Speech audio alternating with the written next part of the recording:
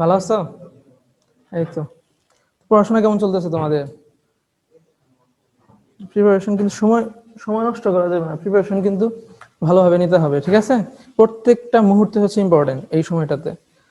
মানে বিগত 2 বছর কি করছো ডাজন্ট ম্যাটার, 3 মাসে মানে তুমুল পড়াশোনা করে ভালো কিছু করা সম্ভব, ঠিক আছে?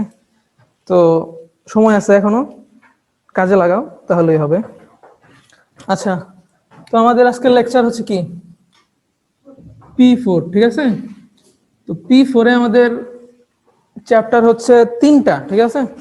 মানে ইউজুয়ালি তোমার কি হয় যে একটা লেকচারে 2টা করে চ্যাপ্টার থাকে, এটাতে 3টা কেন? আসলে তোমার যে চ্যাপ্টার গুলো এগুলো আসলে তোমার অনেক বেশি কনসেপচুয়াল থেকে, মানে থিওরি আছে, নাই যে বলতে এরকম না, থিওরি আছে, বাট মানে সূত্র দিয়ে ম্যাথ সলভ করে দেওয়া যায় এইটাই আর কি। তো এই কারণে জাস্ট 3টা চ্যাপ্টার, ছোট ছোট চ্যাপ্টার মার্চ করে ফেলছে একটা লেকচারে, ঠিক আছে? তো আমরা P4 শুরু করতে যাচ্ছি। তো P4 এর শুরুতে আমাদের যে চ্যাপ্টারটা আছে সেটার নাম হচ্ছে আধুনিক পদার্থবিজ্ঞানের সূচনা, ঠিক আছে?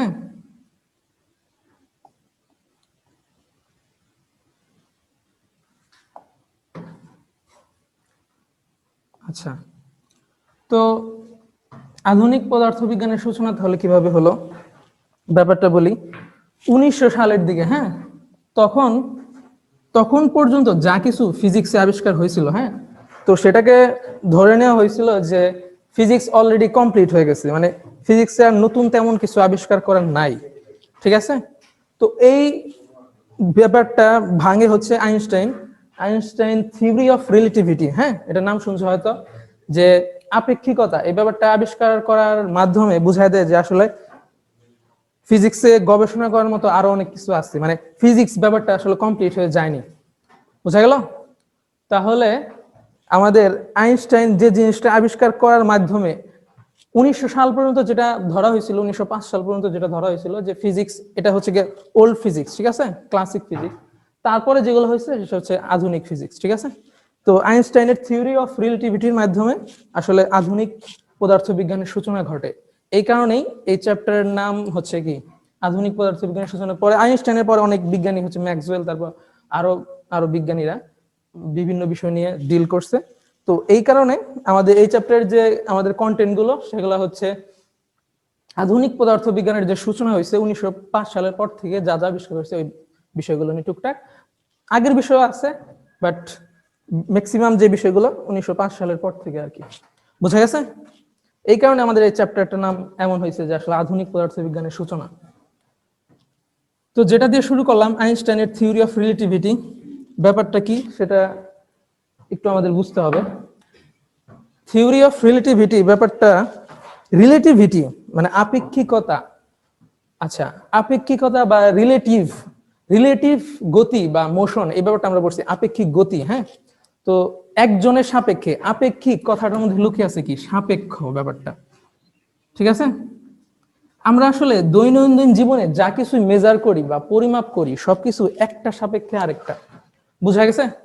আচ্ছা, আমি কোথায় আছি? আমি আসলে বোর্ড থেকে এত সেন্টিমিটার দূরে আছি, তোমরা কোথায় আছো? বোর্ড থেকে এত মিটার দূরে আছো। মানে এই যে বোর্ড থেকে বলতেছি, মানে একটা জিনিস আমার প্রয়োজন পড়তেছে যেটা দ্বারা আমরা আসলে পরিমাপ করতেছি। আমরা একটা লেন্স যদি পরিমাপ করতে চাই আমাদের স্কেলের দরকার পড়ে, মানে আমরা আসলে একটা জিনিসের সাপেক্ষে আসলে একটা জিনিস পরিমাপ করতেছি রিয়েল লাইফে। এটার মানে গুরুত্ব আমরা মানে ইউজুয়ালি ব্যবহার করে দেখে বোঝা যায় না। তোমাকে যদি ধরো একটা অন্ধকার ঘরে ছেড়ে দেওয়া হলো, তো তোমাকে বলা হলো যে তুমি আসলে কোথায় আছো, তখন কিন্তু তুমি আসলে বলতে পারবা না যে তুমি কোথায় আছো, একদম তোমার আশেপাশে কিছুই নাই। দেন হচ্ছে লাইট জ্বালাই দিলে ওই লাইটটা দেখছেন ভাইয়া, ওইখান থেকে আমি এত দূরে আছি, ঠিক আছে? কিন্তু অন্ধকার ঘরে কিন্তু তুমি লিটারালি কিছুই বলতে পারবা না যে আসলে আমি কোথায় আছি। তো আসলে আমরা আসলে সবসময় তোমাকে যদি বলা হয় অবস্থান বলো, সেক্ষেত্রে আমরা আসলে সবসময় যেটা আমাদের মানে মাইন্ডে খুঁজতে থাকি সেটা হচ্ছে আমরা একটা সাপেক্ষ খুঁজি। তো এটাকে ফিজিক্সের ভাষায়, আধুনিক পদার্থবিজ্ঞানের ভাষায় বলা হয় প্রসঙ্গ কাঠামো, ঠিক আছে? প্রসঙ্গ কাঠামো বলতে ওই যে আমরা ক্যালকুলেশনও করছি, তোমরা হয়তো দেখছো যে আমরা আসলে সবসময় 3টা অক্ষ চিন্তা করি, এক্স অক্ষ, ওয়াই অক্ষ, জেড অক্ষ, ঠিক আছে? এই যে আমরা কিন্তু মেজারমেন্ট করি কি আসলে অক্ষের সাপেক্ষে, আমাদের অলরেডি আসলে খোঁজার প্রয়োজন পড়ে না, অক্ষ আছে দেন হচ্ছে কি আমরা হিসাব করি। বুঝা গেছে? আচ্ছা, একটা গাড়ি তোমার মানে এখানে যদি আমি একটা গাছ চিন্তা করি, ঠিক আছে, তো এই গাছটা কি এখানে স্থির, ঠিক আছে, তো এখানে যদি আমার একটা গাড়ি তোমার একটা বেগ নিয়ে ধরো 2 মিটার/সেকেন্ড বেগ নিয়ে যাচ্ছে, তাহলে আসলে কি গাছটাকে আমরা স্থির ধরছি, ঠিক আছে, গাছটাকে স্থির ধরার ফলে গাড়িটা কি সামনে আগাচ্ছে। বুঝা গেল? আচ্ছা, গাড়ির থেকে কেউ কি মনে করবে গাছটা আসলে 2 মিটার/সেকেন্ড বেগে পিছন দিকে মানে যাচ্ছে, ঠিক আছে। এই যে গাড়িতে বসে থাকা একজন মানুষের সাপেক্ষে গাছ আসলে গতিশীল, গাছের সাপেক্ষে কি গাড়ি গতিশীল। তো একজনের সাপেক্ষে আরেকজনের বেগ ব্যাপারটা হচ্ছে কি চেঞ্জ হয়। বুঝা গেল? তো আইনস্টাইন আসলে এইটাই আবিষ্কার করছে যে তোমার আলোর বেগে বা আলোর বেগের কাছাকাছি যদি কোনো বস্তু মানে চলাচল করে, সেই ক্ষেত্রে আইনস্টাইনের 3টা মানে ফেমাস থিওরি আছে, কাল দীর্ঘায়ন, তারপর হচ্ছে বস্তুর ভর বৃদ্ধি, তারপর আরেকটা আছে যেটা হচ্ছে দৈর্ঘ্য সংকোচন। ঠিক আছে, আমরা ধাপে ধাপে দেখব। মূলত এই 3টা ব্যাপার এটার সাথে রিলেটেড কিছু সূত্র আছে, 3টা সূত্র আমরা দেখব আর সূত্র রিলেটেড ম্যাথগুলো সলভ করতে থাকবো। বুঝা গেছে? আচ্ছা, বেশি থিওরি কপ চাইলাম না, জাস্ট সরাসরি সূত্রে চলে গেলাম। তবে সূত্রের ব্যাখ্যা আমাদের জানা প্রয়োজন। আচ্ছা, আমরা কি পড়তেছি তাহলে? আমরা পড়তেছি আসলে রিলেটিভিটি।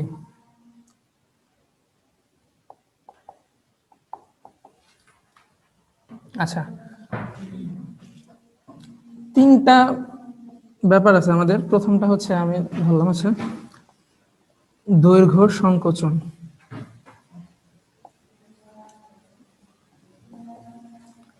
2 নম্বর ব্যাপারটা হচ্ছে আমাদের কাল দীর্ঘায়ন।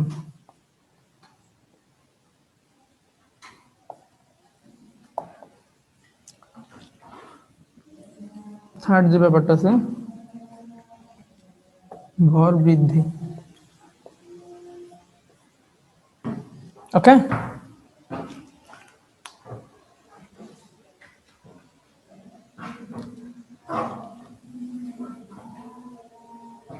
আচ্ছা, তো আমরা যেটা প্রথমে ডিল করব হচ্ছে দৈর্ঘ্য সংকোচন নিয়ে।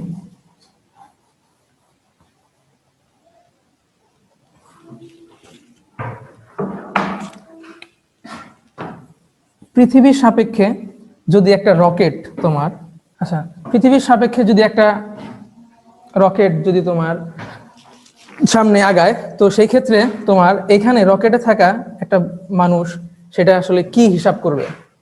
ঠিক আছে, হ্যাঁ। তো পৃথিবীর সাপেক্ষে যদি একটা রকেট ধরো আলোর বেগের 0.86 গুণ হারে তোমার হচ্ছে সামনে আগাচ্ছে, তো পৃথিবীতে থাকা একটা মানুষ এই রকেটের দৈর্ঘ্য, এটা যদি রকেটের লেন্থ হয়, মানে পৃথিবীতে থাকা অবস্থায় যখন রকেটটা থেমেছিল রেস্টে, তোমার যদি L0 চিন্তা করি, হ্যাঁ, তো এটা যখন বেগে থাকবে, একটা ভ্যালোসিটিতে থাকবে, এই ভ্যালোসিটিটা আমরা ধরলাম কি 0.86 ইন্টু সি। সি মানে কি আমরা কিন্তু আগেও দেখছি যে 3.8 ইন্টু 10⁸ মিটার/সেকেন্ড। তো এই বেগে যদি গতিশীল হয়, তো পৃথিবী থেকে একটা মানুষ দেখবে যে এই রকেটের দৈর্ঘ্যটা যেটা L0 ছিল সেটা আসলে সংকুচিত হয়ে গেছে, ছোট হয়ে গেছে। বোঝা গেছে?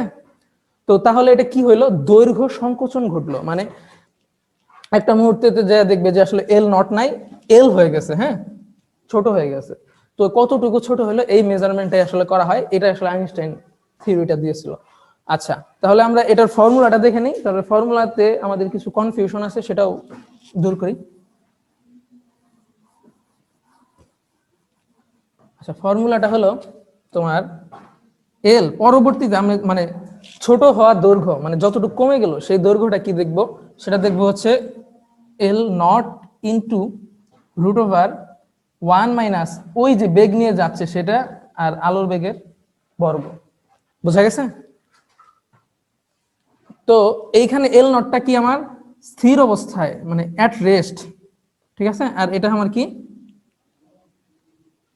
একটা নির্দিষ্ট বেগে বেগে আছে, ঠিক আছে। আর ভিটা কি আমার যে বেগে যাচ্ছে আর সিটা হচ্ছে আমার আলোর বেগ। বোঝা গেছে? লিখে দেওয়া লাগবে।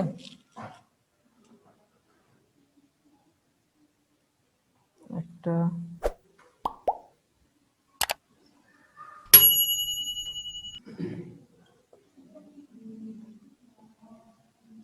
সময়কার দৈর্ঘ্য, ঠিক আছে। আচ্ছা,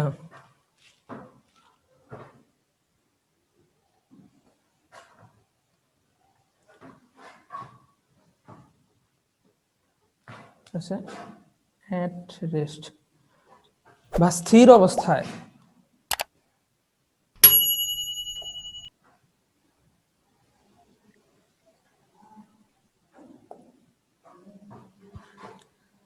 ওকে, বোঝা গেল এই সূত্রটা।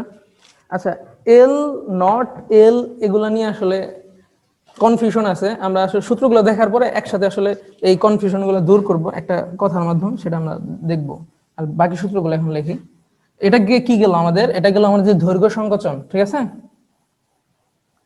দৈর্ঘ্য সংকোচন শেষ আমাদের। তারপরটা ছিল আমাদের কাল দীর্ঘায়ন, মানে একটা বস্তু যদি বা আমাদের ঘড়ির সময় বলো, টাইম যদি আমি ধরো কাল দীর্ঘায়ন, আচ্ছা আমরা যদি পৃথিবীতে থেকে যদি আমরা কোনো একটা কিছুর সময় দেখি, আর কোনো একটা বস্তু ধরো রকেটে থেকে কোনো একটা মানুষ যদি একটা নির্দিষ্ট বেগে, আলোর বেগের কাছাকাছি একটা বেগে যদি যাতায়াত করতে থাকে, ও যে সময়টা দেখবে সেটা হচ্ছে পৃথিবী থেকে ও অনেক কম সময় দেখবে। পৃথিবীতে সময়টা হবে কি, এখান থেকে যদি আমরা হিসাব করি ব্যাপারটা অনেক বেড়ে যাবে আর কি, সময়টা কি দীর্ঘ হবে।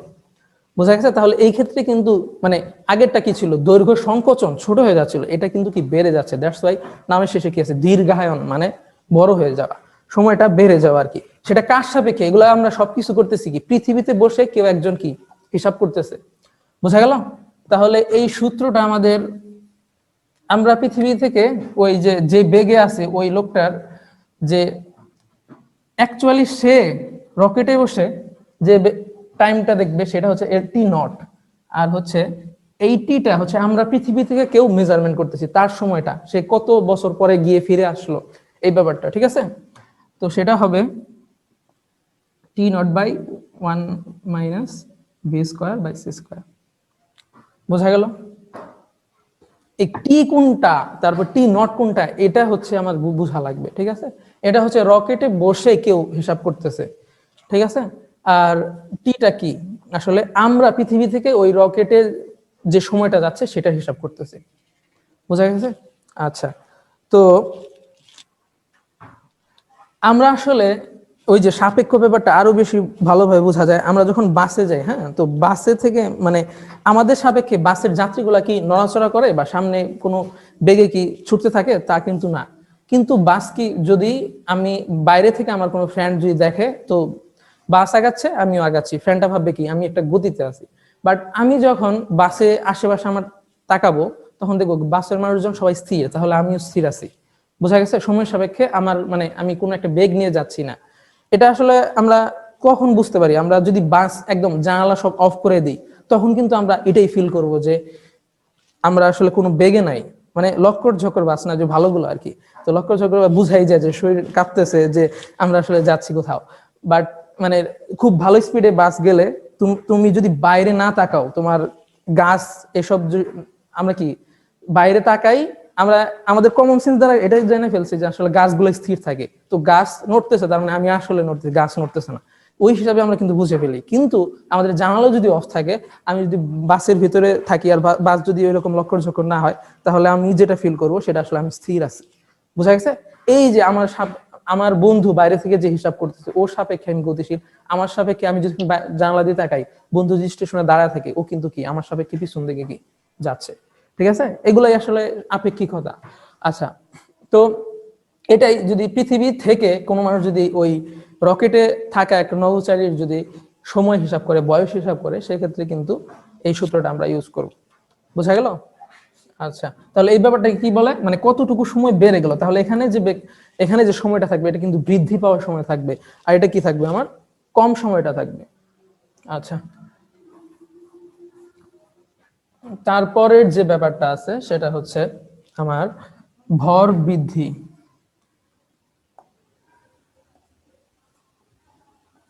ভর বৃদ্ধি ব্যাপারটা হচ্ছে, এটা তো কমন সেন্স দ্বারা আসলে বোঝা যাচ্ছে যে আগের ক্ষেত্রে সময়টা বৃদ্ধি পাচ্ছিল, তাহলে ভর বৃদ্ধির ক্ষেত্রেও আমার এই ইকুয়েশনটা জাস্ট ভর দ্বারা রিপ্লেস হয়ে যাবে।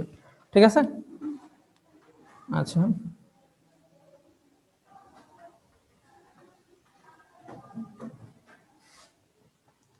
আচ্ছা এখানে কি হচ্ছে, ওই সেম কথা, আমি যদি কোনো একটা বস্তু আলোর বেগের কাছাকাছি কোনো বেগে যদি আমি আসলে ছুটতে পারি, তো সেই ক্ষেত্রে আমার বস্তুটার ভর বৃদ্ধি পাবে। ঠিক আছে? তো এটা এটা আইনস্টাইনের একটা বিখ্যাত সূত্র থেকে আসলে ওই বেগটা আমার কি বেশি বেগ দেওয়া লাগবে, সেটা আসলে এনার্জি হিসেবে রূপান্তর হয়, E is equal to MC square. অনেকে দেখছো হয়তো আইনস্টাইনের ছবি থাকলে এই ইকুয়েশনটা থাকে। ঠিক আছে? আর এটা নিয়ে আমরা পরবর্তীতে ডিল করব, ম্যাথটা আছে। বাট ভর বৃদ্ধি পায় সেটা হচ্ছে কি, একটা সার্টেন বেগ যেটা কিনা আলোর বেগের কাছাকাছি, এই সময়ে তোমার আগের মানে অ্যাট রেস্ট মানে স্থির অবস্থায় আমরা যে বেগটা দেখছিলাম, আর চলমান অবস্থায় যে বেগে থাকা অবস্থায় যদি আমরা বেগ ওর ভরটা হিসাব করি, সেটা দেখবো যে বৃদ্ধি পেয়ে গেছে ভরটা, আগের যে বেগটা ছিল সেটা আর নাই। বোঝা গেছে? তো এগুলা গেল আমার সূত্র গেল। যেটা হয় যে বিভিন্ন সিচুয়েশন দেওয়া থাকে, যে আসলে ম্যাথ গুলো তো এত ইজি থাকে না যে জাস্ট আমি মানে সূত্র ইনপুট করে দিলাম, ভ্যালুগুলো ইনপুট করে দিলাম, সুন্দর ম্যাথ সূত্র ইউজ করলে ম্যাথের অ্যান্সার বের হয়ে আসলো, এরকম তো হয় না। তো আমাদের বুঝতে হবে, আমরা সবসময় মাইন্ডে এটা রাখবো আসলে নিজেরটায়, যে কথাটা লিখে রাখো, কেউ নিজেরটা যদি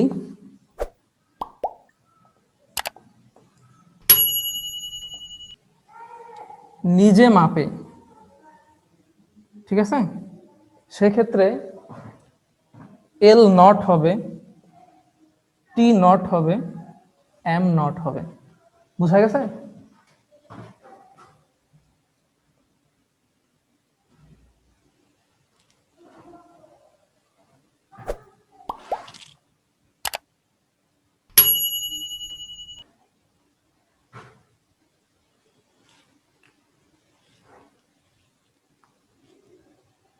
আর যদি কেউ মানে মাতাব্বরি করে আরেকজনেরটা মাপতে যায়, সেক্ষেত্রে কি হবে, এল হবে, টি হবে, আর হচ্ছে কি এম হবে। বুঝা গেল? এটা যদি আমি আরেকজনেরটা মাপতে যাই, সেক্ষেত্রে আমার যারটা মাপতেছি তার আসলে কি এলটা বের করতেছি, টিটা বের করতেছি, এমটা বের করতেছি। আর নিজেরটা যদি নিজে মাপে, সেটা হচ্ছে কি L naught, T naught, M naught. আমরা আসলে বুঝতে পারবো, আমরা এখন কিছু ম্যাথ করব, ম্যাথ করলে আসলে আমাদের ব্যাপারগুলো ক্লিয়ার হয়ে যাবে। বুঝা গেছে? আচ্ছা,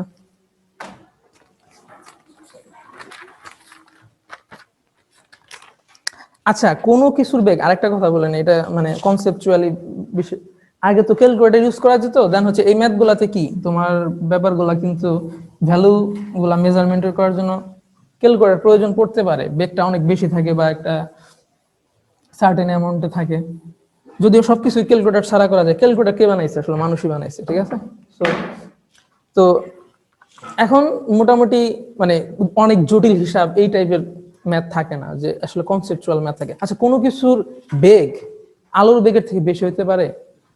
সেটা কিন্তু পসিবল না। আলোর বেগ থেকে কিন্তু কি কোনো কিছুরই বেগ বেশি হতে পারে না। তো এই কনসেপ্ট থেকে একটা খুব ফেমাস ম্যাথ আসে, সেটা বলি, যে অনেকবার আসছে ম্যাথটা। আচ্ছা তোমরা শীটের 5 নম্বর পেজে দেখো,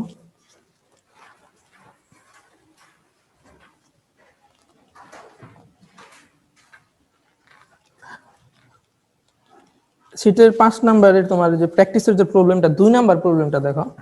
এ ও বি দুটি ফোটন পরস্পরের বিপরীত দিকে সি গতিবেগে চলছে। বি ফোটনের সাথে এ ফোটনের আপেক্ষিক বেগ কত? আচ্ছা নরমালি আপেক্ষিক বেগের কনসেপ্টটা কি ছিল, যদি আমি 2 মিটার পার সেকেন্ড বেগে এদিকে যাই, আমার বন্ধু যদি 3 মিটার পার সেকেন্ডে এদিকে যায়, আচ্ছা পার সেকেন্ড এদিকে যায়, তাহলে এর সাপেক্ষে এ দেখবে হচ্ছে কি ও আসলে যাচ্ছে 3 মাইনাস কি 2 বা 1 মিটার পার সেকেন্ডে যাচ্ছে। এগুলা তো আমরা জানি যে সাপেক্ষের ম্যাথগুলা। তাহলে ও যদি 3-এ যায়, ও 3-এ যায়, তাহলে ওর সাপেক্ষে ওর মনে হবে কি দুজন স্থির। এটা লিটারালি হবে যদি কেউ মানে সেম বেগে যাইতে পারে, দুজন পাশাপাশি দৌড়াচ্ছে, একজন একজনের দিকে তাকালে কিন্তু মনে হবে ও দাঁড়ায় আছে বা ও এরকম করে আছে, ঠিক আছে, কিন্তু আসলে দুজনে কি দৌড়াচ্ছে। ব্যাপারটা হচ্ছে আমরা তাহলে সাপেক্ষ যখন চিন্তা করি তখন কি আমাদের আমরা বিয়োগ করে দিই, একজন সাপেক্ষে আরেকজনের কি ভ্যালোসিটিটা বিয়োগ করে দিই, বা এটাকে আরো সুন্দরভাবে বলতে গেলে উল্টায় যোগ করি। আর উল্টায় যোগ করা মানে কি আসলে, উল্টায় যোগ করা মানে আমি 2 কে আমি উল্টায় দিলাম -2, ঠিক আছে, আর যোগ করা মানে কি আসলে 3 - 2 হচ্ছে। তো এখানে কি বলছে, এখানে এ আর বি দুইটা হচ্ছে ফোটন, সেটা হচ্ছে কি দুই দিকে যাচ্ছে সি বেগে, মানে আলোর বেগে যাচ্ছে। তাহলে এইটা যদি এই দিকে যায়, আসলে এটা কোন দিকে যাচ্ছে, এদিকে যাচ্ছে। তাহলে এটা যদি আমি এ ধরি, এটা হচ্ছে বি, তাহলে এটা যাচ্ছে সি নিয়ে এদিকে, ভ্যালোসিটিকে একটা ভেক্টর, ঠিক আছে। তাহলে এটা কি যাচ্ছে -c বেগে এদিকে যাচ্ছে। তো একজনের সাপেক্ষে যদি ওর সাপেক্ষে এখন ওর যদি আমি চিন্তা করতে যাই, তাহলে কি হবে আসলে, ওই যে উল্টিয়ে যোগ করা, ঠিক আছে, ওই একই জিনিস যেটা হবে তোমার উল্টিয়ে যোগ করা, এটা এটা মাইনাস আছে, তাহলে মাইনাসে মাইনাস কিন্তু প্লাস হয়ে যাবে লিটারালি, বোঝা গেছে, এখানে মাইনাস আসলে এখানে মাইনাস, তো মাইনাসে মাইনাসে প্লাস হয়ে গেলে কি 2c হবে। কিন্তু এটা কি পসিবল, মানে কোনো কিছুর বেগ হচ্ছে একজনের সাপেক্ষে আরেকজনের বেগ হয়ে গেছে কি আলোর বেগের দ্বিগুণ, এটা কিন্তু সম্ভব না। ফার্স্ট অ্যাটেম্পটে পোলাপান এই ভুলটাই করে যে আসলে 2c আসে রেজাল্টে, ভাবে এইরকম যে আলোর বেগের থেকে যে কোনো কিছুর বেগ পসিবল না, এই কথাটা মাথায় না থাকার কারণে এই ম্যাথটা অনেকে ভুল করে 2c দাগায় আসে। আসলে এটার রেজাল্টটা হবে কি সি, ঠিক আছে, আলোর বেগেই অ্যাকচুয়ালি যাচ্ছে, বোঝা গেছে। সেম প্রবলেম এটার মতোই 5 নাম্বার প্রবলেমটা ওই একই শীটের ওই প্র্যাকটিসই 5 নাম্বার পেজেই 5 নাম্বার প্রবলেমটাও কিন্তু সেম, ঠিক আছে। আচ্ছা, তোমার 7 নাম্বার প্রবলেমটাও সেম। ওকে, দেখছো এক কনসেপ্ট থেকে তোমার 3টা ম্যাথ চলে আসছে। আচ্ছা, যেহেতু আমরা কি শিখলাম, আমরা কাল দীর্ঘায়ন শিখলাম type number 1-এ।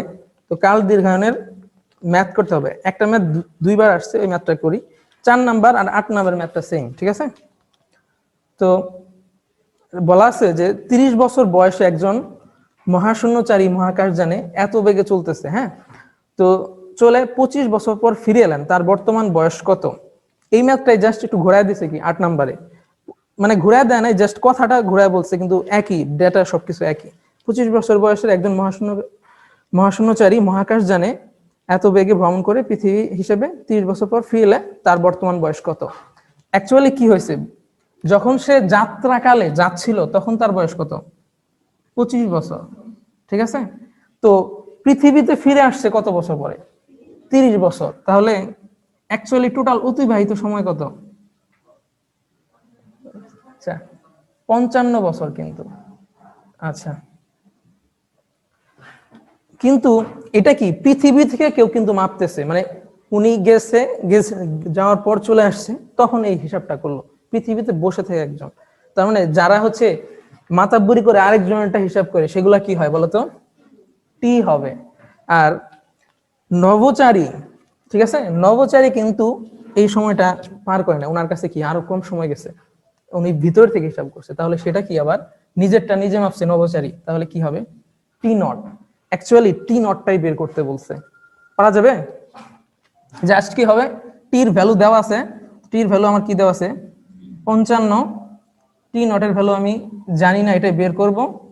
1 minus V square বেগটা দেওয়া আছে আমার 1.8 ইন্টু 10⁸8।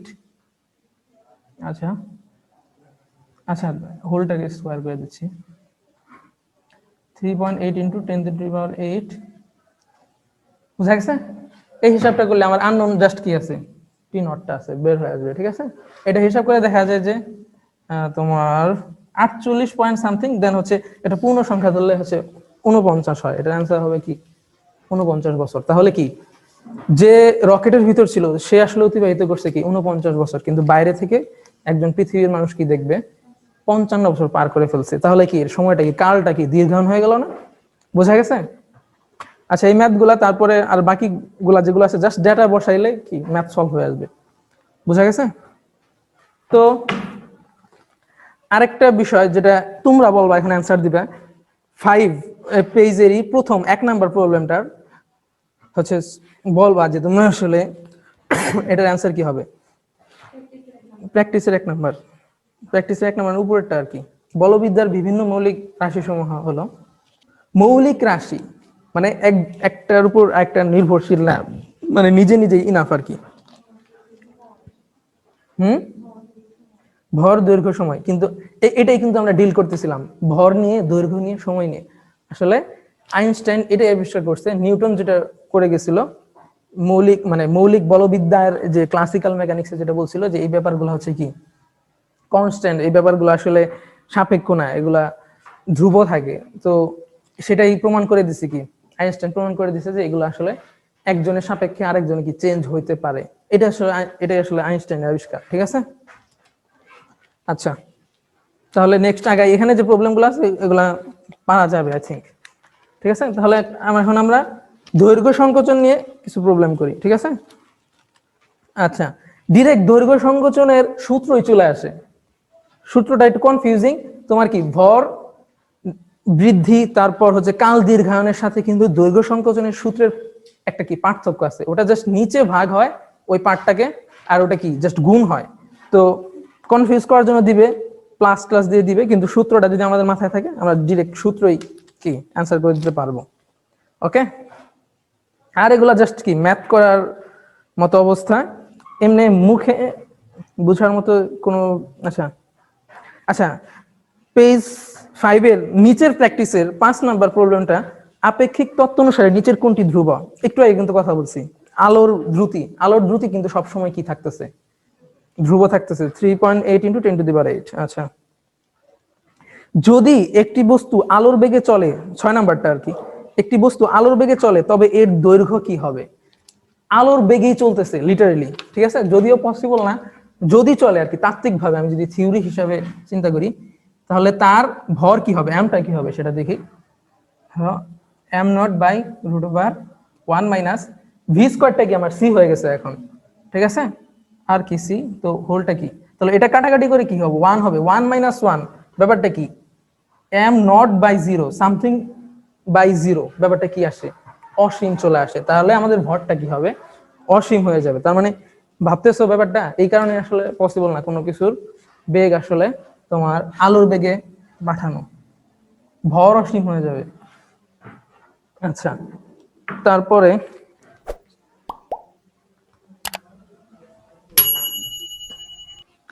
আচ্ছা লিটার এগুলা ম্যাথ জাস্ট ভ্যালু বসাই দিলে পারা উচিত।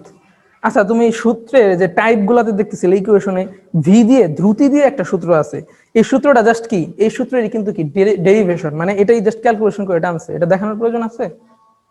মানে ভি দিয়ে যে সূত্রটা জাস্ট কি এ পাশ ওপাশ করছে, বর্গ করে দিছে, দেন হচ্ছে কি ভি এক পাশে রাখছে আর এগুলো আরেক পাশে রাখছে, মানে নতুন সূত্র অন্য কিছু এরকম ভাবার কিছু নাই, ঠিক আছে। ভিটা যদি বের করার প্রয়োজন পড়ে দেন হচ্ছেই, তবে আমরা মানে ডেরিভেশন গুলা মানে সূত্র যত আসলে কম মনে রাখা যায়, ঠিক আছে, তুমি দেন সূত্র ডেরাইভ করে বের করবা, ক্যালকুলেশন করে বের করবা, যখন অনেক বেশি সূত্র মনে রাখতে যাবা তখন কিন্তু মানে বেশি সূত্র মনে রাখলে কি মনে রাখতে পারলে ভালো, কিন্তু যেটা হয় মানে কনফিউজ হয়ে গিয়ে দেন হচ্ছে কাজের কাজ হয় না। আচ্ছা, তারপরে ভর বৃদ্ধি নিয়ে ম্যাথ করব।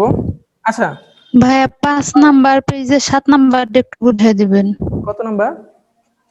5 নাম্বার পেজে 7 নাম্বার। আচ্ছা, 5 নাম্বার পেজে 7 নাম্বারটা। আচ্ছা, বস্তু দর্শকের মধ্যে আপেক্ষিক বেগ থাকলে বস্তুর দৈর্ঘ্য দর্শকের কাছে কি মনে হয়, এটা অ্যান্সার তোমরা বলো তো দেখি কি। বস্তু আর দর্শকের মধ্যে আপেক্ষিক বেগ থাকলে বস্তুর দৈর্ঘ্য দর্শকের কাছে কি মনে হবে। বেগ থাকলে হ্যাঁ দৈর্ঘ্য কি হয় আসলে সংকোচন হয়, সংকোচন হয়, তাহলে এটা কি হবে কম মনে হবে, বোঝা গেছে। কাল দীর্ঘায়ন, সময় বাড়ে, ভর বৃদ্ধি, ভর বাড়ে, কিন্তু দৈর্ঘ্য কি হয় সংকোচন হয়, সংকোচন হওয়া মানে কি কমে যাওয়া। আচ্ছা, তারপরটা 6 নাম্বার পেজে, এটা আমার কি ভর বৃদ্ধি নিয়ে কথাবার্তা বলছে। তো 1 নাম্বার প্রবলেমটা প্র্যাকটিসের পেজের শুরুতে, এটা তোমরা বলো এটা আসলে কি হবে। একটি গতিশীল ইলেকট্রনের ভর সরি এমই হলে নিচের কোনটি সঠিক হবে? ইলেকট্রনের অ্যাজ ইউজুয়াল ভর কত জানো? 9.11 ইন্টু 10⁻⁻31। ঠিক আছে, এটার থেকে গতিশীল অবস্থায় আছে, তাহলে অবশ্যই কি ভর যেহেতু কি হয় বৃদ্ধি হয়, বড় হবে। বুঝা গেছে? আচ্ছা, তারপরে কিন্তু কি জাস্ট সূত্র 3 নম্বরে জাস্ট সূত্রটাই তুলে দিছে। আচ্ছা, এর এর মাঝখানের গুলা জাস্ট ম্যাথ বসাইলেই হবে। 8 নাম্বারটা এটা হচ্ছে পারা যাবে না, এটা একটু জটিল আছে, এটা করে দিই। কি বলছে দেখো। আচ্ছা, ভরবেগ ব্যাপারটা আমাদের মনে আছে, ভরবেগ ব্যাপারটা কি? ভর আর বেগের গুণফলই কি হবে? ভরবেগ হবে।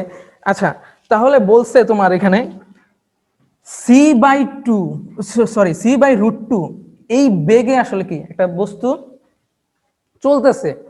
তো এই যে এই বেগে যে চলতেছে এটা কি এই বস্তুর ভরবেগ চাইছে, নট কি ভর। তাহলে আমাদের ভর বের করা লাগবে, দেন হচ্ছে কি এই বেগ দিয়ে গুণ করে দিলে কি হবে, ভরবেগটা বের হবে। এখন ভরটা যে বের করব সেটা কিন্তু আমার অ্যাজ ইউজুয়াল মানে সূত্র অনুযায়ী হবে না, কারণ হচ্ছে এটা কিন্তু আলোর বেগের কাছাকাছি। দেখবা c/√2 মানে আলোর বেগের কি কাছাকাছি একটা বেগ, তাহলে এটা আসলে কি আপেক্ষিকতার সূত্র চলে আসবে। তাহলে এমটা আমাদের কি হবে, m0/√1 মাইনাস বেগটা কি c/√2, আর নিচে আছে কি c আছে, তো দেন হচ্ছে কি বড় করে দিলে c কাটা, আর এখানে কি চলে আসবে 2 চলে আসবে, m0 1 মাইনাস 1/2, এটা কি হাফ আসবে 1 থেকে চলে গেলে, দেন হচ্ছে আর হাফের কি রুট করলে দেন হচ্ছে √2, √2টা নিচে থাকবে, এটা কি একটু পরে উপরে চলে আসবে। ঠিক আছে, তাহলে এটা কি হবে আমার এমটা পাবো আমি ওই সময়ে কি আমি মাপতেছি, এটা হচ্ছে কি বেগে কোনো একটা কিছু যাচ্ছে, দেন হচ্ছে কি আমি আসলে এমটাই মাপতেছি। তাহলে এটা আমি কি পাইলাম, এমটা পাইলাম m0 * √2, আর কি আমার বেগটা কি ছিল c/√2। এটাকে যদি আমি এখন ভর দ্বারা গুণ করে দিই, এটাই আমার কি ভরবেগটা না, mv-টা না আসলে। তাহলে √2 কাটা, তাহলে আসলে কি হবে m0 * c, এটা হচ্ছে আমার কি অ্যান্সার। যারা হচ্ছে বেশি চালাক তারা দেখেই হ্যাঁ বেগ দেওয়া আছে, ভর m0 হলে দুম করে তোমার যে ডি দাগা দিয়ে আসবে। ঠিক আছে, অ্যান্সার হবে ভুল। বুঝা গেছে? মাঝখানে কি আছে, এই যে একটু ক্যালকুলেশন আছে। ভাইয়া 6 নম্বরের অ্যান্সারটা একটু দেখেন। 5 নাম্বার পেজে 6 নাম্বারটা বলতেছো? হ্যাঁ, আচ্ছা, 5 নম্বরের পেজের 6 নম্বরটা দৈর্ঘ্য শূন্য হবে, এটা কিভাবে শূন্য হবে এটাও দেখাই। বোঝা উচিত আসলে এল নট ইন্টু √, এটাই আমার কি সি হয়ে গেছে, c² / c², কাটাকাটি 1, তাহলে কি 1 - 1 কি 0, 0 ইন্টু L0 কি আসলে 0 আসলে। বুঝছো, দৈর্ঘ্যটা আসলে শূন্য হয়ে যাবে, আর উল্টা ভরের ক্ষেত্রে উল্টা হবে।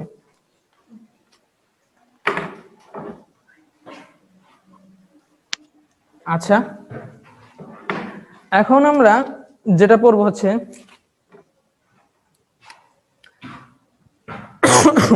এই যে আলোর যে তোমার একটা আলো কি একটা ওয়েভ পার্টিকেল ডুয়েলিটি, এটা বলছিলাম ওই দিনও যে আলোকে ধরা হয় কিছু কিছু সায়েন্টিস্ট আবিষ্কার করছিল কি কণা হিসাবে, তারপরে কি প্রমাণ হলো যে আলো আসলে একই সাথে মানে কণাও আবার কি ওয়েভ তরঙ্গ। ঠিক আছে, তো তরঙ্গ হলে কি হবে, তরঙ্গের কি একটা তরঙ্গ দৈর্ঘ্য থাকবে, তারপরে কি একটা ফ্রিকোয়েন্সি থাকবে। ফ্রিকোয়েন্সি কিন্তু অ্যাজ ইউজুয়াল আমরা এফ দ্বারা প্রকাশ করি, কিন্তু এই ক্ষেত্রে আমরা কি নিউ ইউজ করবো, এটাকে নিউ বলে। আচ্ছা, ফ্রিকোয়েন্সি এটা এটা মাথায় রাখলে হবে। ঠিক আছে, তাহলে আমরা কি জানছিলাম, আমরা হচ্ছে শব্দের চ্যাপ্টার গুলাতে এটা জানতাম আসলে ভি ইজ ইকুয়াল টু কি এফ ল্যামডা। এখানে কি ছিল, ভিটা আমাদের ছিল ভেলোসিটি বা বেগ, এফটা আমার কি ছিল ফ্রিকোয়েন্সি, আর ল্যামডাটা কি ছিল আমার তরঙ্গ দৈর্ঘ্য। তাহলে এটাও জাস্ট কি যেহেতু আলো কি একটা ওয়েভ, তো আলোর ক্ষেত্রে কি হবে, আলোর বেগটা কি আমি জানি সি। তাহলে আর যেহেতু এই ফ্রিকোয়েন্সিটা আমরা এখানে নিউ দ্বারা প্রকাশ করি, এটার নাম হচ্ছে নিউ। হ্যাঁ, তো নিউ আসলে কি বোঝাচ্ছে, ফ্রিকোয়েন্সিটাই বোঝাচ্ছে, আর ল্যামডাই দেন হচ্ছে কি এটাও আমাদের একটা ফর্মুলা। ঠিক আছে, যেই ফর্মুলাতে আমাদের একটা জিনিস অবশ্যই সবসময় জানা থাকে, সেটা হচ্ছে আমাদের বেগটা। বেগটা কি সি, আলোর বেগ। ঠিক আছে, শুরু করবো। তো তাহলে আলো যেহেতু আমাদের কি একটা ওয়েভ হিসাবে আমরা চিন্তা করতে পারি, সেক্ষেত্রে আলোর কি একটা তরঙ্গ দৈর্ঘ্য থাকবে। নির্দিষ্ট বর্ণের আলোর জন্য তরঙ্গ দৈর্ঘ্যটা কি হবে আমাদের নির্দিষ্ট হবে। লাল আলোর জন্য তরঙ্গ দৈর্ঘ্য একরকম হবে, তারপর নীল আলোর জন্য এক এক রকমের। আমরা ওই যে পড়ছিলাম, মনে আছে কিনা, বেনি আসহ কলা, মনে আছে? আচ্ছা, এটা আমি এইভাবে লিখি, বেনি আসহ কলা। এইভাবে কেন লিখলাম সেটা বলি। সব থেকে উপরে যেটা আছে সেটার তরঙ্গ দৈর্ঘ্য বেশি। আচ্ছা, এটা একটা কি আমাদের ইকুয়েশন, যেখানে দুইটা জিনিস কি ভ্যারিয়েবল গুণ হয়েছে। তাহলে দুটা ভ্যারিয়েবলের গুণ ফল সবসময় একটা কি কনস্ট্যান্ট থাকে, তাহলে একটা বাড়লে একটা অবশ্যই কি হবে, কমবে। এই ব্যাপারটা বুঝো। ধরো তুমি 6 বানাইতে চাও, তোমার 3 গুণন 2 লিখেও তুমি 6 বানাইতে পারবা। আবার কি এই জায়গাটা, এই ভ্যারিয়েবলটা যদি তুমি 2 লেখো, তাহলে কি বাই ডিফল্ট তোমার 3 বানাইতে হবে। মানে তুমি এই ব্যাপারটা কনস্ট্যান্ট রাখতে চাও, তাহলে তোমার একটা কমালে আরেকটা বাড়াতেই হবে। তো এই রকম যে আমাদের তরঙ্গ দৈর্ঘ্য ব্যাপারটা যদি অনেক বেশি হয়, তাহলে আমাদের সেই ক্ষেত্রে ফ্রিকোয়েন্সি ব্যাপারটা কি হবে, কম হবে। তাহলে যার তরঙ্গ দৈর্ঘ্য সব থেকে বেশি তার ফ্রিকোয়েন্সি সব থেকে কি কম। তাহলে যার ফ্রিকোয়েন্সি সব থেকে বেশি তার তরঙ্গ দৈর্ঘ্য সব থেকে কম। তাহলে আমি এইভাবে সাজাইছি, এটা হচ্ছে তরঙ্গ দৈর্ঘ্যের বেসিসে সাজানো। তরঙ্গ দৈর্ঘ্য যার সব থেকে কি বেশি, বেশি সাপেক্ষে নিচে সবগুলো, নিচে যেগুলো আছে বেগুনিটা কি হবে, সব থেকে তরঙ্গ দৈর্ঘ্য কম হবে। দেখা যায় যে লাল আলোর তরঙ্গ দৈর্ঘ্য সব থেকে বেশি হওয়ার কারণে লাল আলোটা অনেক লেট করে মানে পাস হয়। তুমি দেখবা যে আসলে ওই যে সূর্যাস্তের সময় সূর্য থেকে কি সব ধরনের কি কালার পাওয়া যায়, তো দেখবা যে লাল হয়ে যায়। ঠিক আছে, লাল কেন হয়? লালের তরঙ্গ দৈর্ঘ্য বেশি হওয়ার কারণে লাল আলোটা পাস করতে করতে অনেক সময় লাগে। ঠিক আছে, আচ্ছা, তো এখানে যেটা পড়াবো কম্পটন ইফেক্ট, মাঝখানে যেটা বুঝে দিই।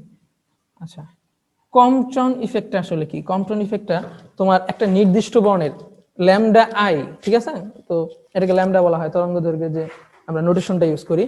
তো ল্যামডা আই নিয়ে যদি একটা তরঙ্গ দৈর্ঘ্যের মানে কোনো আলোক আসে, তো এটা আমার কি একটা ইলেকট্রন। হ্যাঁ, তো ইলেকট্রনকে যদি হিট করে, ঠিক আছে, ইলেকট্রন কি আর আগের জায়গায় থাকবে না। সেটা হচ্ছে ধরো এই দিকে দৌড় দিল, ঠিক আছে। তো যখন একটা নির্দিষ্ট বর্ণের তরঙ্গ দৈর্ঘ্যওয়ালা আলো যখন ইলেকট্রনকে হিট করলো, তার তরঙ্গ দৈর্ঘ্য কি হয়, চেঞ্জ হয়। ঠিক আছে, এটাকে আসলে কম্পটন ইফেক্ট বলে। তাহলে কি তরঙ্গ দৈর্ঘ্য বৃদ্ধি পায়, আগের যতটুকু তরঙ্গ দৈর্ঘ্য ছিল সেটা বেড়ে যায়। এই যে আমি একটু স্ট্রেস করে লিখছি, দেখো এই তরঙ্গ দৈর্ঘ্য এটা যতটা কি, এটা কিন্তু একটু কি বাড়ানো। হ্যাঁ, তো তরঙ্গ দৈর্ঘ্যটা চেঞ্জ হয়।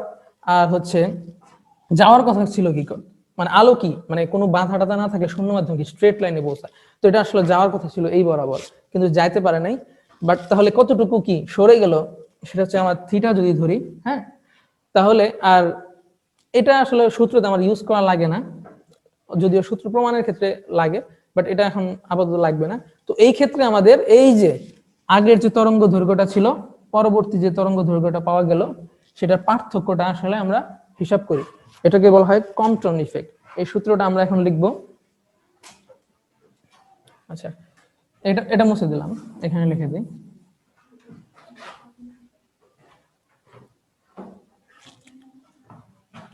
আচ্ছা, ল্যামডা এস যেটা কিনা আমার পরবর্তী তরঙ্গ দৈর্ঘ্য, এটা minus lambda I is equal to হবে H M E. M E ব্যাপারটা কি বলতো, মনে আছে? ইলেকট্রনের ভর। তো ইলেকট্রনের ভর ইনটু আমার কি হবে, আলোর বেগ হবে। আলোর বেগ এটা হবে আমার 1 মাইনাস কস থিটা। কস থিটাটা আমার কি, এই যে যতটুকু কি আলোর তরঙ্গ দৈর্ঘ্যটা সরে গেল। বোঝা গেছে? তাহলে এই ফর্মুলাটা আমরা মনে রাখলে কম্পটন ইফেক্ট নিয়ে যত প্রবলেম আসবে, যদি বলে দেওয়া থাকে এক তরঙ্গ দৈর্ঘ্যে আলো ইলেকট্রন বা যেকোনো একটা কণাকে হিট করলো, দেন হচ্ছে তরঙ্গ দৈর্ঘ্য চেঞ্জ হয়ে গেল, সেই ক্ষেত্রে আমরা এই ফর্মুলাটা ইউজ করব। এখানে আমাদের আননোন একটা জিনিস হয়তো আছে, তোমরা অনেকে হয়তো জানো, সেটা হচ্ছে আমার এইচটা। এটাকে বলা হয় প্ল্যাঙ্কস কনস্ট্যান্ট বা প্ল্যাঙ্কের ধ্রুবক। ঠিক আছে, প্ল্যাঙ্কের ধ্রুবক, এটার ভ্যালু জানো কেউ? 6.h is equal to 6.63 into 10 to the power minus 34। ঠিক আছে, এটা আমার কি এইচটা কিন্তু আসলে, তাহলে এই সূত্রটা মনে রাখলে, আর এম ইটা কি বললাম, সি হচ্ছে আলোর বেগ আর কস থিটা। তো মাঝে মাঝে যে প্রবলেমটা আসে সেটা বলা হয় যে এই তরঙ্গ দৈর্ঘ্যের পার্থক্যটা ম্যাক্সিমাম কোথায় হবে। ঠিক আছে, একটু চিন্তা করো, এই ফাংশনটাতে এটা আমার কনস্ট্যান্ট, এটা কনস্ট্যান্ট, এটা কনস্ট্যান্ট, ভ্যারিয়েবলটা কি জাস্ট অ্যাঙ্গেলটা না? আচ্ছা, কস থিটার ভ্যালু হাইস্ট হয় কখন বলো তো? কস থিটার ভ্যালু হাইস্ট হয় তোমার 0 ডিগ্রির ক্ষেত্রে। বাট 0 ডিগ্রি হইলেও তোমার ব্যাপারটা কি হচ্ছে, 1 থেকে কোনো কিছু বাদ যাচ্ছে না, তবুও কিন্তু ম্যাক্সিমাম হইল না।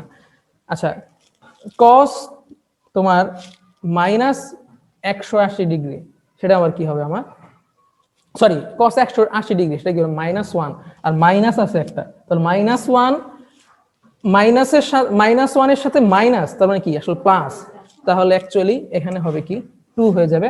দেন হচ্ছে ম্যাক্সিমামের ক্ষেত্রে আমরা এই ফর্মুলাটা লিখি, ফর্মুলাটা হবে আমার এইচ এম ই সি, এইখানে জাস্ট ওই কস থিটার পার্টটা থাকবে না, 2 এই গুণ হয়ে যাবে। বুঝা গেল? আচ্ছা, তাহলে আমাদের কম্পটন ইফেক্ট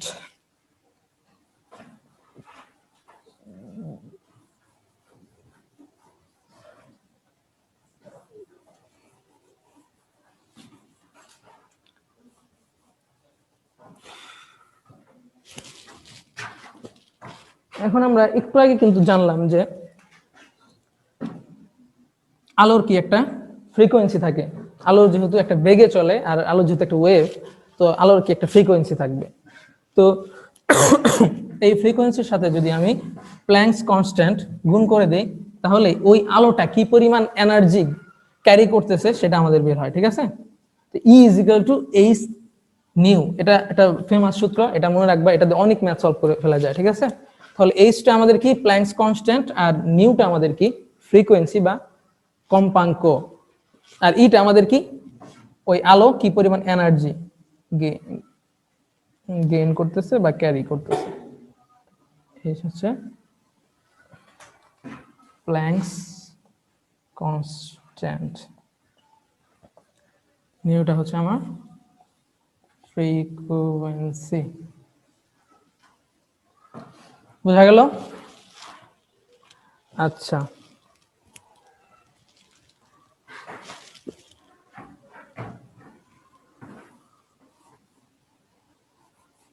এখন যেটা দেখব, এটাও আইনস্টাইনের আবিষ্কার, ফটো ইলেকট্রিক ইফেক্ট। ঠিক আছে, ফটো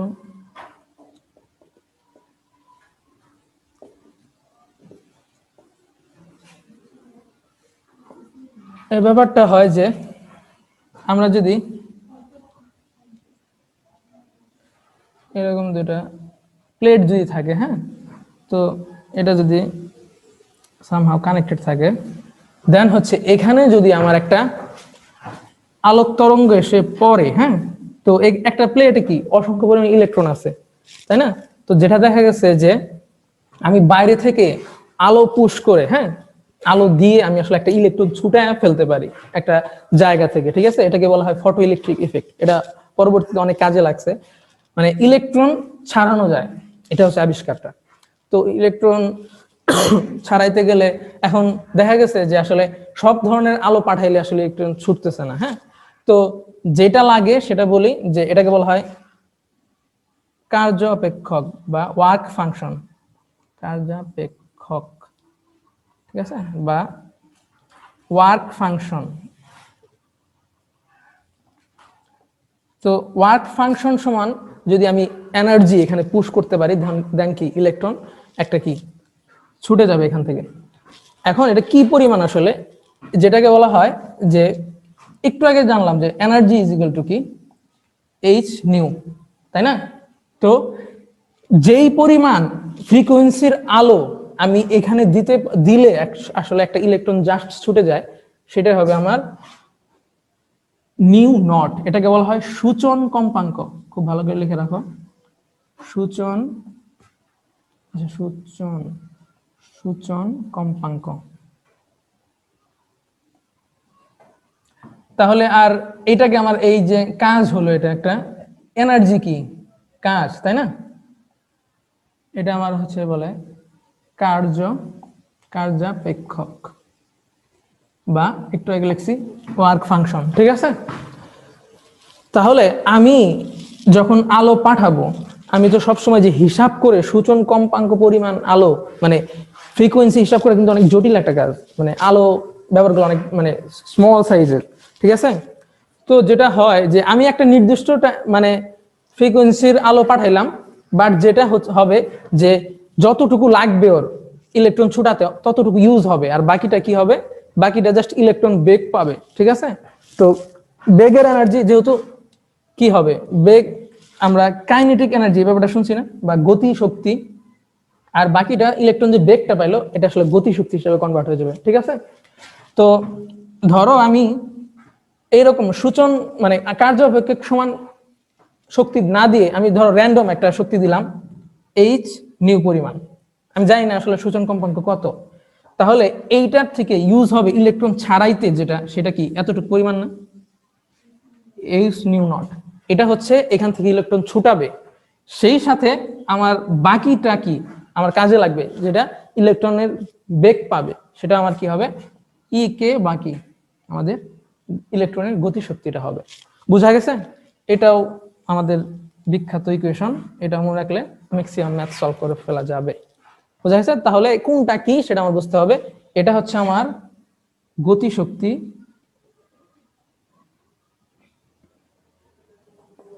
এটা হচ্ছে আমার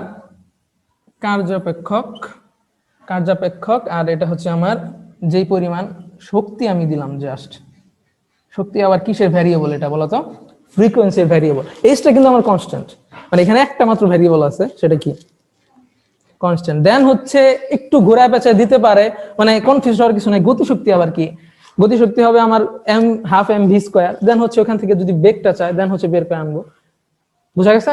আর ইলেকট্রন যেহেতু আমার ভরটা জানা আছে। আচ্ছা,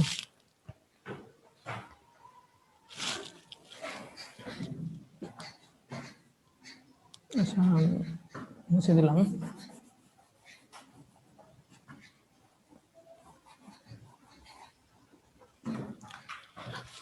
আচ্ছা, তো এখন একটা ইলেকট্রন ছুটে কি এই প্লেটে গেল, হ্যাঁ? তো এই প্লেটে যাওয়ার, এক প্লেট থেকে আরেক প্লেটে যে গেল, এই প্লেটে যাওয়ার ব্যাপারটা যদি আমি রেজিস্ট করতে চাই বা বাধা দিতে চাই, এটাকে বলা হয় নিবৃত্তি বিভব, ঠিক আছে? তাহলে আমার যদি এই পাশে আমার কি, আমার একটা ব্যাটারির সাথে মাইনাসে কানেক্টেড, এই পাশে আমার একটা ব্যাটারির সাথে প্লাসে কানেক্টেড, তাহলে আমার জাস্ট কি করা লাগবে, যে এই পাশটা যদি আমি চেঞ্জ করে দেই, বিভবটাকে যদি আমি চেঞ্জ করে দেই, তাহলে কি হবে, আমার ইলেকট্রনটা পাস হতে পারবে না, বা ইলেকট্রন যেই বেগে যায় ওটার উল্টা বেগ দিয়ে যদি আমি ইলেকট্রনকে ধাক্কা দিতে পারি, যেই বেগে আসতেছে আমি তার বেগে যদি উল্টা ধাক্কা দিতে পারি, সেটা কি আসতে পারবে? মানে সেম পরিমাণ কি আমাদের হচ্ছে শক্তি দেওয়া লাগবে, তাহলে কি ইলেকট্রনটা আসতে পারবে না। কি পরিমাণ বিভব দিয়ে, আসলে বিভব কি একরকম কাজ, এটা কিন্তু আগে প্রমাণ করছি, ঠিক আছে? তো কি পরিমাণ বিভব দিয়ে আসলে এটা হচ্ছে ইলেকট্রনটাকে আসা, মানে এই প্লেটে আসা থেকে বাধা দেওয়া যায়, সেটার হচ্ছে ফর্মুলা আছে, সেটা লিখো। আচ্ছা, এই ব্যাপারটা বুঝছো যে বাধা দেওয়ার ব্যাপারটা ইলেকট্রনে, ফর্মুলা লিখে দিলে বুঝতে পারবে। আসলে এটা হবে তোমার ইলেকট্রন কি ছুটবে কি নিয়ে, আসলে একটা গতি শক্তি নিয়ে, তাই না? এই গতি শক্তিটা আমার কি হবে, এই গতি শক্তিটাকেই আমার কি বাধা দেওয়া লাগবে, মানে যে গতি শক্তিটা আসবে, একটু আগে তো আমরা দেখছি এই যেখানে আমার কি ছিল, বাকিটা ইলেকট্রন কি করে গতি শক্তি হিসাবে ট্রান্সফার করে দেয়, ঠিক আছে? তাহলে এই গতি শক্তিটাকেই আমার রেজিস্ট করা লাগবে। এটার ফর্মুলা হবে তোমার যে বেগ, আমার যে মানে বিভবটা দেওয়া লাগবে সেটা ইনটু আর কি ইলেকট্রনের চার্জ। আচ্ছা, এটা কিন্তু আমরা জানি যে এটা হচ্ছে একটা কাজ, কিভাবে আমার মনে আছে কিনা জানি না, W = VQ দেখাইছিলাম, মনে আছে? ভোল্ট ইনটু চার্জ, এটা আমার কি কাজ ছিল, মনে আছে এই সূত্রটা? আমরা স্থির তড়িতে দেখছিলাম। সেটা কি ইলেকট্রন কি, এটা একটা চার্জ, আর এটা আমার ভোল্ট, এটা আমার কি হবে শক্তি, আর শক্তি কি কাজ। বোঝা গেছে? তাহলে এখানে ভোল্টটা আসলে কি ছিল, যে পরিমাণ ভোল্ট দিয়ে আসলে আমরা কি বাধা দিব। আচ্ছা, তাহলে এখন আমরা হাইজেনবার্গের অনিশ্চয়তা নীতি পড়ব। হাইজেনবার্গ বলছে যে আমাদের যে একটা বক্স থাকে, এই বক্সে যদি আমাদের একটা বল রাখি আমি, এই বলটা আসলে এই বক্সের ধরো দৈর্ঘ্য হচ্ছে 1 মিটার, হ্যাঁ। তো এখানে বলটা যদি রাখি, এই বলটা আসলে এক্স্যাক্টলি কোথায় আছে সেটা আমি না দেখে বলতে পারবো না, ঠিক আছে। আবার এটার ভরবেগ কেমন আছে সেটাও আমি, মানে ভরবেগের যে এই ব্যাপারটা অনিশ্চিত আমি না দেখে, ঠিক আছে। তো এটা কি, যে অবস্থানে ছিল সেই অবস্থান থেকে ধরো একটা বেগ পাইলো, তো ওই বেগটা কি একটা আদি বেগ, একটা শেষ বেগ, কি বেগের পরিবর্তন, বা এই অবস্থানে আছে এই অবস্থানে গেল, ঠিক আছে। এটা কি হলো, একটা জায়গার অবস্থানের চেঞ্জ হলো, তার মানে কি আসলে দূরত্বের চেঞ্জ হলো, হ্যাঁ। তো দূরত্বের চেঞ্জ গুলো আমরা আসলে কিভাবে লিখি, ডেল এক্স দ্বারা, ঠিক আছে। আর ভরবেগের পরিবর্তন আসলে আমরা পি দ্বারা আসলে ভরবেগ বুঝাই, P is equal two MV, এটা হয়তো আমরা জানি। তো এটা ভরবেগের পরিবর্তন কি হবে, ডেল পি হবে। তো এটার যে গুণফল হবে সেটা হবে greater or equal h by 2s pi. আচ্ছা, h বাই 2s পাই, হ্যাঁ h কাট হয়, h কাট আছে। h কাট সম্পর্কে জানো কি তোমরা, h কাট বাই 2, h কাটটা আসলে h বাই, আচ্ছা h কাটটা, h cut is equal to h by 2s pi, ঠিক আছে। তো এটাকে বলে h কাট, মানে উপরে কি মাথাটা কাটা গেছে আর কি। তাহলে এইটা হবে তোমার, এটাকে বলে হাইজেনবার্গের অনিশ্চয়তা নীতি, ঠিক আছে। Delta x into delta P, পিটা আমার কি ভরবেগের পরিবর্তন, সেটা হবে এইচ কাট বাই 2, বোঝা গেছে।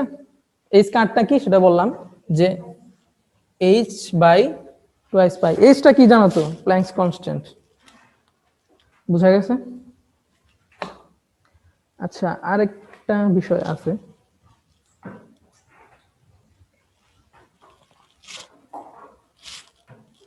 আচ্ছা তোলা হয়েছে এটা।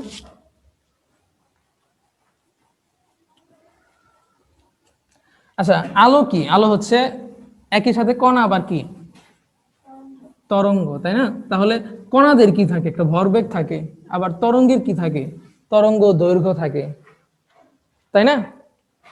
তো সেটা নিয়ে আমাদের পড়াশোনা আছে, আমরা ফার্দার করব। একটা সূত্র আছে যেটা মানে এই চ্যাপ্টারের সাথে রিলেটেড, আর একটা চ্যাপ্টার আছে আমার পরমাণুর গঠন নিয়ে, ওই চ্যাপ্টারের সাথে রিলেটেড। দেন হচ্ছে এই চ্যাপ্টারে আমি কি সূত্রটা দিয়ে দিই। আচ্ছা, এখন আমরা আমাদের নেক্সট চ্যাপ্টারে যাব। নেক্সট চ্যাপ্টার হচ্ছে আমাদের ইলেকট্রনিক্স। ইলেকট্রনিক্স চ্যাপ্টারটা ছোট, দেন হচ্ছে মাঝখানে শেষ করে দেই। ইলেকট্রনিক্স চ্যাপ্টারটাতে আমাদের থিওরি প্রচুর, ঠিক আছে। ম্যাথ বলতে খুব কম আছে, বাট থিওরিটাই বেশি, হ্যাঁ। তো থিওরিগুলা জাস্ট তোমরা বাসায় রিডিং করে নিবা, ওইখান থেকে জানতে পারবা। আর ম্যাথের জন্য যেগুলো থাকে, ওই যে তোমার এমপ্লিফাইং ফ্যাক্টর, বিবর্ধন গুণক, ওই ব্যাপারগুলো দেখা দিচ্ছি।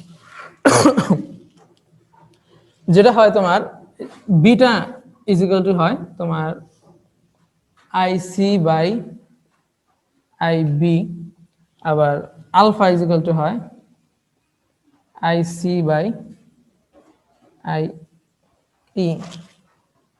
এগুলো বুঝো তোমরা। ট্রানজিস্টর ব্যাপারটা পড়ছিলে হয়তো।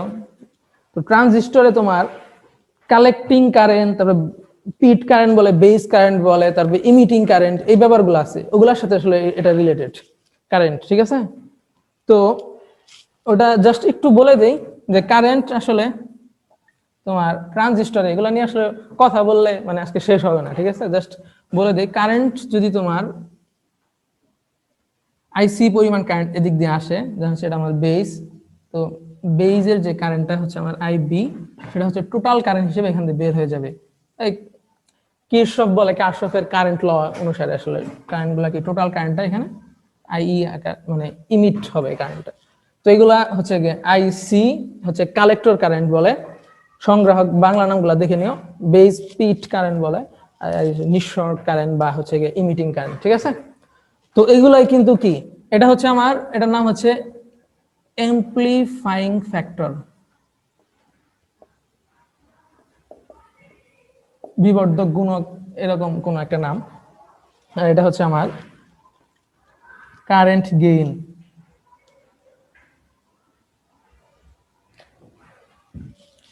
বুঝা গেল? তো এটার সাথে এটার একটা সম্পর্ক আছে, সেটা আমরা এখন দেখব। আচ্ছা, এই যে কারেন্ট যায় এটা, তাহলে এই কারেন্টটা এটা কি টোটালটা কি এই কারেন্ট হয়ে বের হয়ে যাচ্ছে, তাহলে এটা লেখাই যায় যে I B plus I C is equal to কি হবে আই ই, ঠিক আছে। তো এটা থেকে এই ব্যাপারগুলো আমরা যদি এখানে ইউজ করি, আচ্ছা একটা সূত্র হয় সেটা দেখাচ্ছি। তো এখানে আবার কি বলা যায় যে আইবি কে যদি আমি এই পাশে নেই সেটা কি হবে, তাহলে আই সি বাই বিটা হবে, কিন্তু বোঝা গেছে। তাহলে এটাকে রিপ্লেস করে দেওয়া যাবে, তাহলে এটাকে কি লেখা যাবে আই সি বাই বিটা, আর আইসিটা মনে রাখলাম, মানে সবগুলো আইসি বানাবো আর কি। তাহলে আই ইটা যে পাশে দেই তাহলে আই সি বাই আলফা হবে, কিন্তু বুঝা গেছে। তাহলে আমি যদি আইসিটাতে কমন নেই তো বাদ চলে যাবে আসলে কমন নিলে, তাহলে হবে 1/বিটা, তারপরে এখানে জাস্ট কি 1 চলে আসবে, মানে আইসিটাকে কমন নিচ্ছে, ঠিক আছে। তাহলে 1/আলফা, তাহলে কি বলা যায় 1/আলফা ইজ ইকুয়াল টু বলা যায়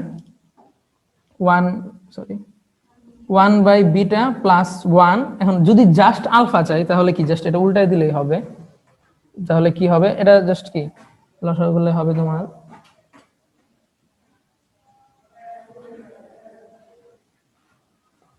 ঠিক আছে, এটা উল্টাই দিলে কি হবে, আচ্ছা এগুলো মুছে দেই, এগুলো তুলছিলা সূত্র তোমরা, আচ্ছা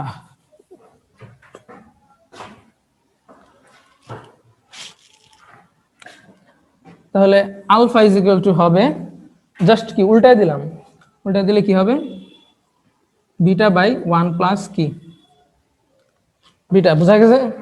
এটা কি আমার আলফাটা কারেন্ট গেইন একটু আগে লিখছিলাম। তাহলে একটু কমন সেন্স খাটে আমরা, একটা ভগ্নাংশ তার নিচে 1 প্লাস কি সামথিং যোগ হচ্ছে, তাহলে এই ভগ্নাংশটা কি 1 থেকে ছোট হবে, বুঝা গেছে। একটা ভগ্নাংশে যদি আমি মানে 1 থেকে বেশি কোনো কিছু দিয়ে কি করি ভাগ করি, তাহলে কি এটা কি হবে বেশি হবে। আবার এই সূত্র থেকে আমি আবার বিটা বের করতে পারি, এটা এটা হচ্ছে কি আমার আলফা বের হইলো। আচ্ছা তাহলে আমি যদি এই যে এটা 1টাকে ওই পাশে নিয়ে যাই তাহলে কি হবে 1/বিটা ইজ ইকুয়াল টু 1/আলফা মাইনাস 1, তো 1/বিটা ইজ ইকুয়াল টু কি হবে আলফা 1 মাইনাস আলফা, তো বিটা ইজ ইকুয়াল টু কি হবে আলফা বাই 1 মাইনাস আলফা। কোনো একটা কিছু 1 থেকে ছোট সেটা দ্বারা কি ভাগ হচ্ছে, তার মানে অবশ্যই এই পাশটা কি 1 থেকে বড় হবে, বুঝা গেছে। তাহলে আলফাটা হবে 1 থেকে ছোট, বিটাটা কি হবে 1 থেকে বড়, বুঝা গেছে। আচ্ছা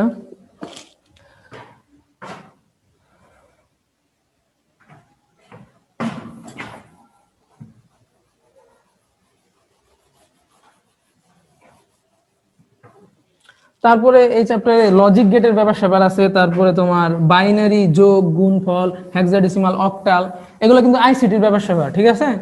এগুলো তোমরা বাসায় পড়ে নিও, এগুলো আসলে থিওরিটিক্যাল জিনিস, শর্টকাট তেমন নাই, তবুও আছে কিছু যে তোমার মনে আছে কিনা, এগুলো আইসিটি তোমরা খুব ভালো করে পড়ছো যে বাইনারি একটা সংখ্যা থাকলে দেন হচ্ছে সরি বাইনারি সংখ্যা 101110 মানে এটসেট্রা, এটা যদি তুমি অক্টালে করতে চাও তো তিনটা করে নিয়ে কি হচ্ছে তোমার কনভার্ট করলে ডেসিমালে কনভার্ট করলে সেটা আসলে অক্টাল হয়ে যায়, ঠিক আছে। আবার হেক্সাডেসিমাল থাকলে চারটা করে নেওয়া লাগে, এগুলা কিন্তু জানা জিনিস। ঠিক আছে। আর ক্যালকুলেটর ইউজ করতে দিলে তো সময় আগা, তাহলে মানে ক্যালকুলেটর এগুলা প্রেস করলে দিয়ে দেয়। তো বাইনারি যোগ বিয়োগ করায়, তো বাইনারি যোগ বিয়োগের ব্যাপার সেপার হচ্ছে জানো মেবি, তোমার কি হয় যে শূন্যর সাথে এক যোগ করলে এক হয়, একের সাথে শূন্য যোগ করলে এক হয়, শূন্যর সাথে শূন্য যোগ করলে শূন্য হয়, আর একের সাথে এক যোগ করলে রেজাল্ট হয় শূন্য, ক্যারি থাকে 1। এগুলো তো জানোই, ঠিক আছে।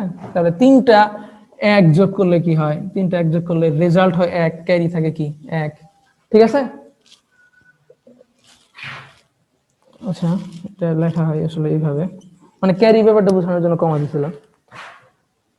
তো এগুলা জানো, এগুলা টুকটাক এগুলা দেখলেই পারবা।